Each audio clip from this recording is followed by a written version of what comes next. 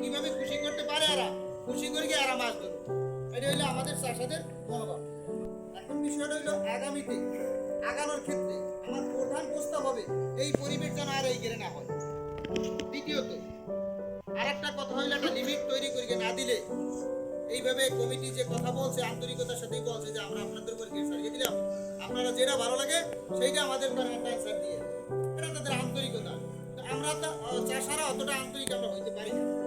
কারণ হইলো আমরা চাই দুইটা পয়সা নিয়ে আমরা ঘরে যাবো, আপনারা লাভ করেন লস করেন খরচ করছেন যা করছেন ওটা আমাকে দেখার কোনো বিষয় নেই।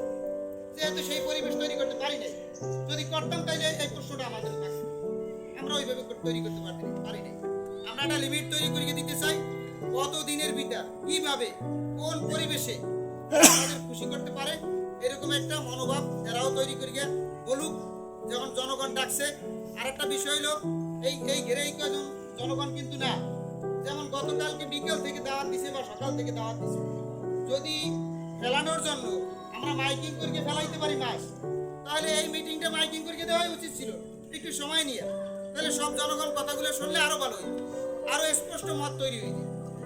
যাই হোক সেটা আমরা করতে পারি নাই, কেন পারি নাই জানি না, এটা আল্লাহ তাআলাই ভালো জানে আর যারা করছে এরা ভালো জানে।